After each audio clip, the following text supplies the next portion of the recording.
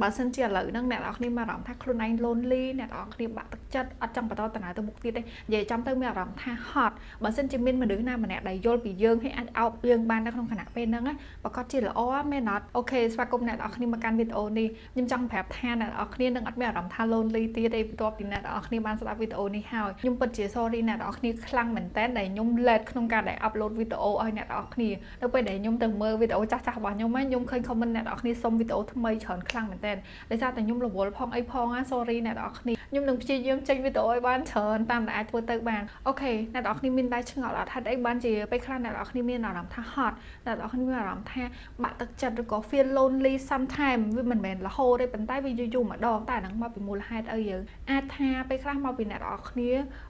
moving too fast មានន័យថាអ្នកនរគ្នាទៅលឿនពេកអ្នកនរគ្នាអត់សូវមាន space សម្រាប់ខ្លួនឯងចឹងធ្វើឲ្យយើងគិតរហូតធ្វើឲ្យរាងកាយរបស់យើងគឺវាមានសកម្មភាពរហូតយូរម្ដងអ្នកនរគ្នានឹងមានអារម្មណ៍ថាអ្នកនរគ្នាវា lonely ហ្មងជាពិសេសនៅពេលដែលអ្នកនរគ្នាមានបន្ទុកច្រើនត្រូវរ៉ាប់រងមិនថាបន្ទុកគ្រួសារមិនថាអនាគតឬក៏ការងារអីជាដើមហ្នឹងបើសិនជាអ្នកនរគ្នាកំពុងតែមើលវីដេអូហ្នឹងខ្ញុំចង់ឲ្យអ្នកនរគ្នាដឹងថាអ្នកនរគ្នាអត់ lonely ទេព្រោះដោយសារតែខ្ញុំ understand ព្រោះខ្ញុំក៏ធ្លាប់ជួបអារម្មណ៍បែបហ្នឹងដែរហើយនៅពេលដែលអ្នកនរគ្នាមានអារម្មណ៍បែបហ្នឹងអ្នកនរគ្នាគិតថាអ្នកនរគ្នាទៅយកសង្សារឬក៏អ្នកនរគ្នាព្យាយាមរត់តាមមនុស្សណាម្នាក់ដើម្បីឲ្យគេចូលមកជីវិតរបស់យើងខែងលោថាមានម្នាក់ហ្នឹងទៅធ្វើឲ្យជីវិតរបស់យើងស្រស់បំប្រងជាងមុនដោយការដែលគេបានស្រោចទឹកឬក៏ដាក់ជីអីចឹងទៅខ្ញុំចង់ប្រាប់អ្នកនរគ្នាថាអ្នកនរគ្នាអាចនឹងមានសម្ពាធលើសដើមក៏ថាបានដែរព្រោះអីពេលខ្លះទាំងអស់ហ្នឹងគឺវាជាអារម្មណ៍មួយពេលវាអាចនៅជាមួយនឹងយើងរហូតទេចឹងបើសិនជាអ្នកនរគ្នាមានអារម្មណ៍បែបហ្នឹង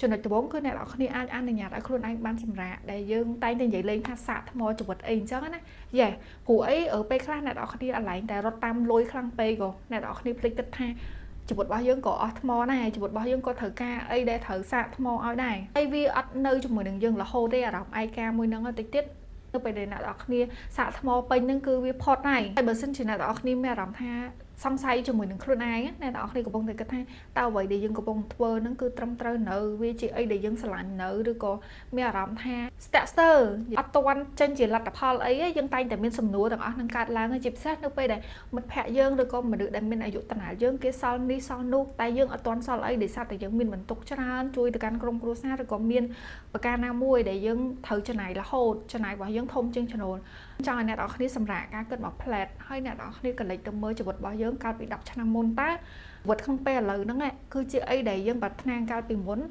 ឬក៏មិនមែនបើសិនជាមិនមែនតើហេតុអីតែបើសិនជាអ្វីដែលយើងកំពុងតែនៅបច្ចុប្បន្នហ្នឹងគឺជាអ្វីដែលយើងបានសុំកាលពី10ឆ្នាំមុនមានន័យថាអ្នកនរគ្នាកំពុងតែដើរផ្លូវត្រូវហើយប៉ុន្តែគ្រាន់តែថាពេលខ្លះអ្នកនរគ្នាត្រូវការអ្នក confirm នៅពេលដែលអ្នកនរគ្នា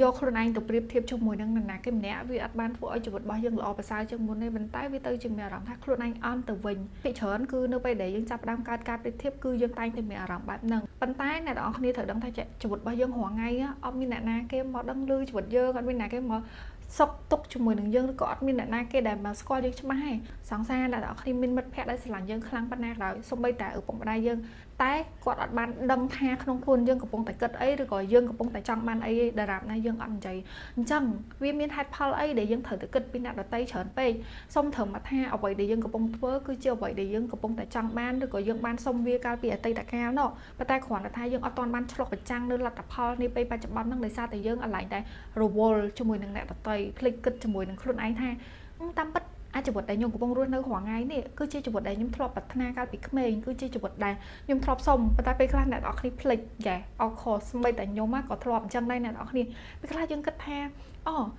ាវាហត់ពេកអ្នកនរគ្នានៅពេលដែលហត់ពេកទៅវាច្បោកច្បល់ក្នុងការគិតរបស់យើងចាប់ដើមមកមើលមីថាតើអ្វីដែលយើងកំពុងធ្វើនឹងត្រូវនៅមានអារម្មណ៍ថាហត់ខ្ញុំអត់ចង់បន្តទៅមុខទៀតសោះព្រោះអ្វីដែលខ្ញុំកំពុងធ្វើវាអត់ចេញជាលទ្ធផលសាច់ការអីសោះអញ្ចឹងណាតែថា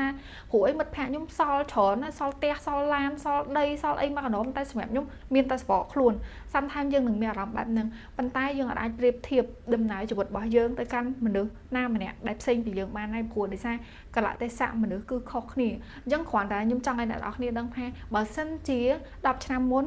ហើយនឹងជីវិតរបស់យើងឥឡូវជាអីដែលយើងបានប្រាថ្នាកាលពីមុនមានន័យថាអ្នកនរគ្នាបានធ្វើវាល្អបំផុតហើយ keep moving keep fighting ដរាបណាអ្នកនរគ្នានៅតែមានអាឆន្ទៈក្នុងការដែលឲ្យខ្លួនឯងរីកចម្រើនឬក៏អាឆន្ទៈក្នុងការដែលស្វែងរកខ្លួនឯងខ្ញុំចង់ប្រាប់អ្នកនរគ្នាថារឿងអតីតកាលហ្នឹងកុំស្ដាយក្រោយ តែដល់គ្នាជឿអត់ថាអាបរិស្ថានជុំវិញយើងហ្នឹងវាធ្វើឲ្យយើងខ្លាចជាយើងនេះឥឡូវនេះពេលខ្លះអ្នកនរគ្នាគិតថាមិននឹកស្មានថាខ្លួនឯងបានមកដល់ឥឡូវហ្នឹងផងដោយសារតែពីមុនអត់ចេះនិយាយពីមុនជាមនុស្សដែលស្ទក់ទុយមួយអត់ស្អីចេះធ្វើការរកស៊ីអត់ស្អីចេះប្រស័យតាក់ទងមួយគេអូខេអាទាំងអស់ហ្នឹងឯងគឺជ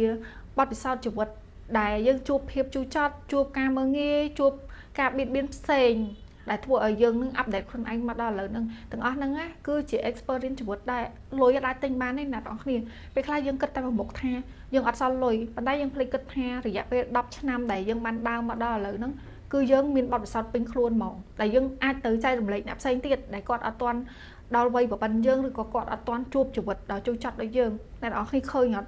់វាជាបទពិសោធន៍មួយដែលវាពិតជាថ្លៃខ្លាំងមែនតើណាដែលយើងអាចទៅនិយាយប្រាប់មិត្តភ័ក្តិឬក៏ទៅនិយាយប្រាប់កូនយើងនៅពេលដែលគាត់ចង់ដឹងឬគាត់សួរនាំថាជីវិតរបស់យើងបានឆ្លងកាត់អីគេខ្លះតាមពិតណាខ្ញុំគ្រាន់តែចង់ឲ្យអ្នកនរគ្នារៀន appreciate ជាមួយនឹងខ្លួនឯង sometimes កុំឲ្យអាកំណត់អវិជ្ជមានយូរម្ដងហ្នឹងគឺវាចូលមកបំផ្លាញដែលធ្វើឲ្យអ្នកនរគ្នាសម្រេចចិត្តមកពេលទេប៉ុន្តែវាអាចជះឥទ្ធិពលលទ្ធផលទៅថ្ងៃក្រោយដែលអ្នកនរគ្នាបានកសាងវារាប់ឆ្នាំខ្លាំងមែនតើខ្ញុំជឿថាអ្នកនរគ្នាក៏ធ្លាប់មានដែរពេលខ្លះអ្វីដែលយើងបានសុំគឺយើងសុំបីតែខ្លួនឯងនឹងយើងភ្លេចអញ្ចឹងវាជារឿងដែលធម្មតាបើមិនជាអ្នកនរគ្នាហត់អ្នកនរគ្នាធន់ take a break ហើយទៅមុខទៀតអ្នកនរគ្នាទៅដឹងថាចារឿងខ្លះគឺយើងអត់អាចត្រឡប់ពេលវេលាដើម្បីធ្វើវាម្ដងទៀតទេប៉ុន្តែយើងអាចធ្វើរឿងពីបច្ចុប្បន្នហ្នឹងទៅជាល្អតាមពិតវាជារឿងដែលល្អនៅពេលដែលអ្នកនរគ្នាមានបញ្ហាអីមួយអ្នកនរគ្នាចេះគិតបែបវិជ្ជមានឬក៏អ្នកនរគ្នាទៅមើលរឿងពីមុនមកនេះគឺជារឿងល្អដែលធ្វើឲ្យអ្នកនរគ្នាអាចដឹងថាតើយើងបានដើរដល់កម្រិតណាហើយយើងបានឆ្ងាយមកហើយយើងអត់ដូចពីមុនទេ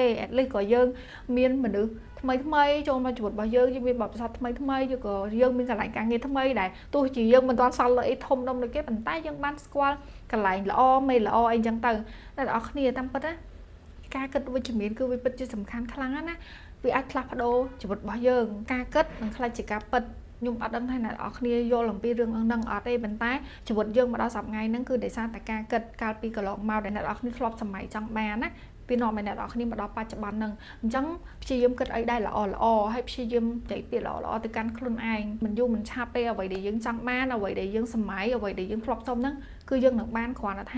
វាអាចនឹងប្រើពេលយូរបន្តិចការដែលយើងដាំដើមឈើមួយវាអាចថាយើងចង់បានផលគឺបានផលភ្លាមទេដើមឈើវាត្រូវការពេលវេលាទៅតាមប្រភេទពូជរបស់វាឧទាហរណ៍ស្វាយអញ្ចឹងគេត្រូវការប្រើពេល6ខែសម្រាប់ចេញផ្លែបានផលល្អអីអញ្ចឹងទៅអញ្ចឹងប្រកាសថាបើសិនជាអ្នកនរគ្នាដាំភ្លាមអ្នកនរគ្នាចង់ឲ្យរយៈពេល1ខែចេញផ្លែគឺវាអត់អាចទៅរួចទេមែនអត់អញ្ចឹងជីវិតរបស់យើងក៏ដូចគ្នាគ្រប់យ៉ាងគឺវាត្រូវការពេលវេលាវាមានឡើងមានចុះគេក៏អញ្ចឹងយើងក៏អញ្ចឹងដែរចុះហេតុអីបានយើងមកដាក់បន្ទុកខ្លួនឯងថាហេតុអីបានជាគេល្អជាងខ្ញុំហេតុអីបានជាខ្ញុំមកដូចគេវាអត់មានបានអីមកវិញណាខាតតែអារម្មណ៍ខាតតែពេលវេលាអត់ប្រយោជន៍រឿងខ្លះបើទោះជាអ្នកនរគ្នាព្យាយាមស្ដាយវាប៉ុណ្ណាក៏ដោយគឺយើងអាចទៅត្រឡប់ពេលវេលារបស់យើងទៅកែវាឡើងវិញដែរ so let your past go នេះជឿខ្ញុំណានៅពេលដែលជីវិតរបស់យើងអត់បានដោះលែងអតីតកាលមិនថាអតីតកាលយើងធ្លាប់សាងកំហុសឬក៏គេធ្លាប់សាងកំហុសមកលើយើងឯងយើងទៅមុខហើយយើងអត់សើលេហើយយើងនៅត